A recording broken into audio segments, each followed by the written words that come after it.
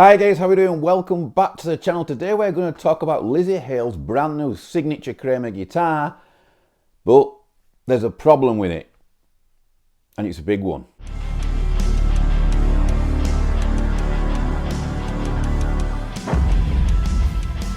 Okay guys, so I was in the bath the other day and I did what my little boy does. Well, he's not little anymore, he's massive, but I did what my young lad does, which I've never done before, and I put YouTube on over there with my phone, propped up while I was in the bath, just chilling out. Thought I'll watch a bit of YouTube. All of England came up and he was interviewing Lizzy Hale. I thought, oh, I love Lizzy Hale, I'm going to watch this. She had a new signature guitar out and it was a star guitar and it looks awesome. A really awesome looking out there design. Before we talk about that guitar and what is wrong with that guitar, or at least in my opinion, what's wrong with it, which is a big shame. First of all, I just want to tell you a story about Lizzy Hale.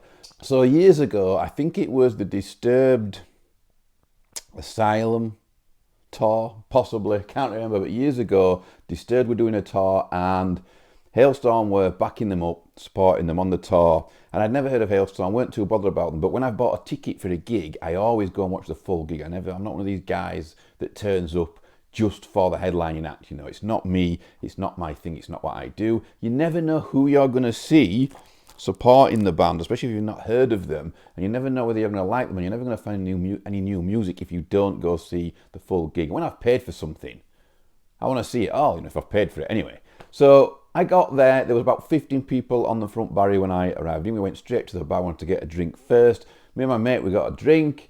As we were buying a drink, it started filling up, but when I say filling up, not really filling up, you know, it was quite a big venue in Manchester, about 15 to 20 people on the front barrier, and a few people coming in just loitering around the back, but not many people in there. I'm at the bar, I'm just about to pay, and all of a sudden this voice came on through the PA, which genuinely I thought was a recorded piece of music, you know, a recorded vocal part.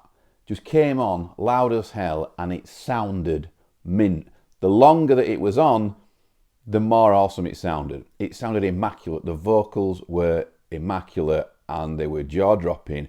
And to be honest, it sent a bit of a tingle, you know, up my spine.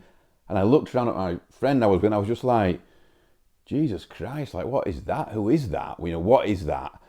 And I was saying to him as we were paying, you know, that's got to be like recorded. That can't be somebody singing. You know, the stage was dark, I believe, so we couldn't really see what it was. I was like, this can't be real. This has got to be a recorded track. You know, probably with auto-tune on or something like that, I guess I assumed.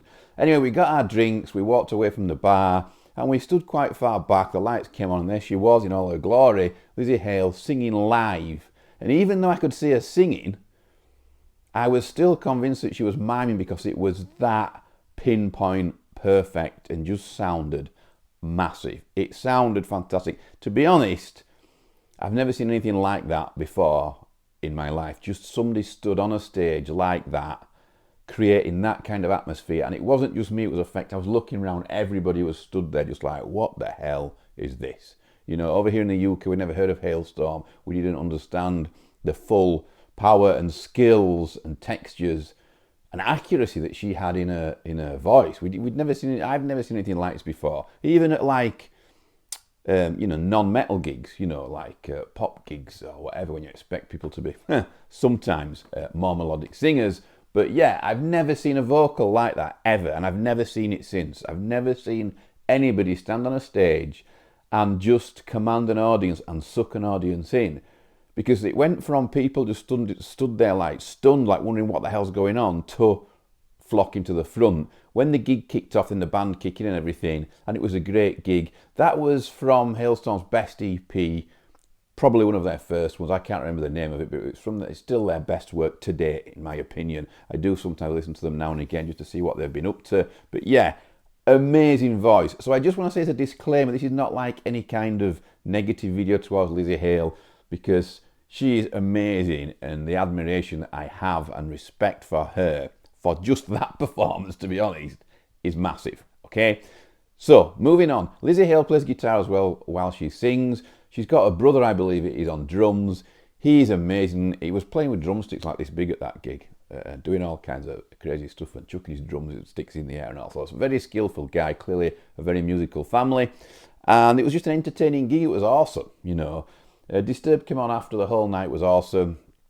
Came on very deaf, absolutely loved it. Lzzy Hale stands up playing guitar. She's now got some signature Gibsons out. One of them is a Golden White Explorer. It looks absolutely fantastic. Love that guitar. She's got good taste in guitars, I'll give her that. So anyway, back to the point of the video. She's got this guitar, which is what you'd call a star-shaped guitar now. And I thought it was very strange, because at first glance, obviously I'm at the other side of the bathroom, the phone's lent up over there, and I thought, oh, has Ola made her a guitar to present to her for coming on his show, A Coffee with Ola? And that's what I thought it was, because I thought it was the Solar X type. And probably Ola thought when he saw the guitar, Jesus, this could be some competition for me here. However, it's not competition at all for anybody or anything, because there's been a massive mistake made when she or they designed that guitar, and basically it's a bolt-on, okay? Now, first of all, no guitar that is a Starship should be a bolt-on. It's all wrong, in my opinion. Just like an Explorer shape shouldn't be a bolt-on. You know, there's no need for it. Neck through design all the way. The only reason you should have a bolt-on a Starship guitar is if it's a budget guitar. So let's talk about the guitar. Lzzy Hale's new guitar is called, what is the actual name? It's a Lizzy Hale Voyager. It has a single bridge position humbucker 85T, a Kramer 85T it's called. I'm wondering if that is just the same as a 500T, which is a very good Gibson pickup. It's one of my favourites. It is my favourite Gibson pickup, the 500T. So I'm thinking that maybe that is the same pickup, just they're saying it's just a Kramer pickup now, I guess. So yeah, it's a Voyager shape.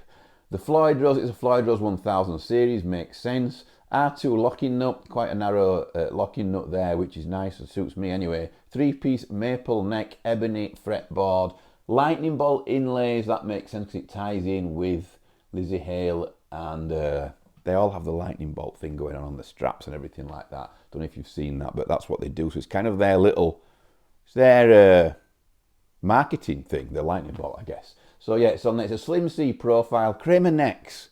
I've played a couple of Kramer necks that were really nice, actually. I really liked them. So if that's the same neck profile, it's all good. It's all good. Okay? You get a case with this guitar, guy, which is a massive high five for anybody that puts a guitar case in with a guitar these days, especially a pointy. They should all have them. It's pretty cool that they've put a case in. So that's a thumbs up and a high five. That's great. Great job done. There. 22 frets. Should it have been 24? Not for her, because she probably doesn't need them. The frets are medium jumbo. I prefer medium jumbo over, you know, massive, colossal, extra large jumbo, to be honest. I'm not really that type of guy. I don't like too much fret. The less in the hand, the better for me, basically, is what I'm saying. The guitar retails over here in the UK at £1,499. That's a hefty amount. That's a pricey guitar. Where is the guitar made? That's the question.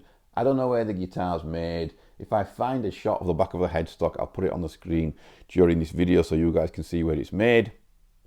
Quite often some brands hide that, so the actual thumbnails that you see up there have that missing sometimes because they don't want you to know where it's made.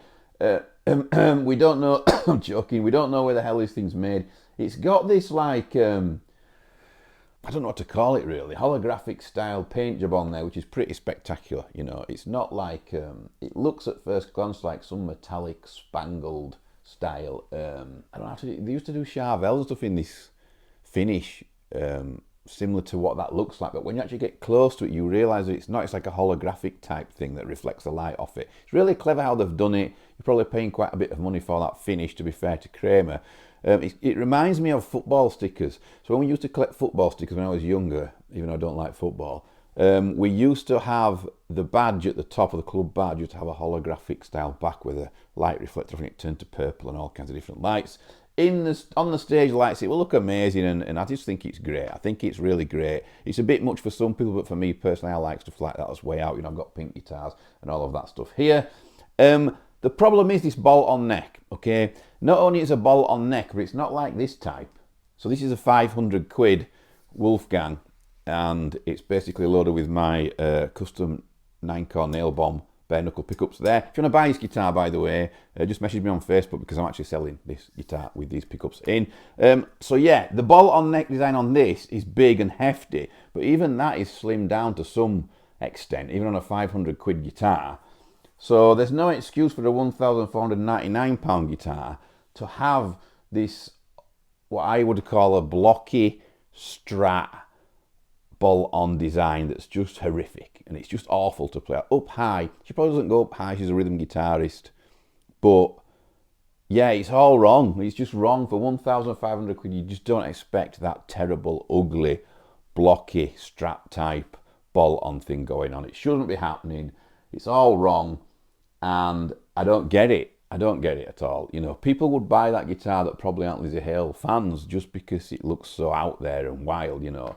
I would have been interested in it, or at least getting one on the channel if possible, but because of that bolt-on thing, it's just it's a mess. It's terrible. I don't know why it's there.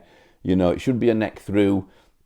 That's 1,500 quid right there, and obviously Lzzy Hale will be getting a big cluster of that. Probably 200 quid of that's going to pay Lzzy Hale or something, I don't know. But yeah, this guitar here, 1,399, it's higher spec in just about every department, and it's got a proper through neck. So I don't get it. I don't get it for the money. I don't understand what they've done it for. Oh God, my baby.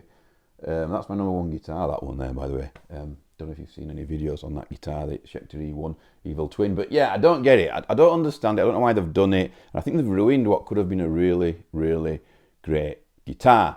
Let me know, pointy guys. I know there's a lot of you lurking on the channel. Let me know what you think about this. I think Dean taught us many years ago now how to make a pointy star-shaped guitar, and how to make one that balances well, and how to make one that you can reach up high on and everything like that. Dean taught us this. You know, this is wrong, okay? You can't have that guitar as a bolt-on. It's just not right, especially with a bolt-on design that looks like it's from 1972, okay? So that's my opinion.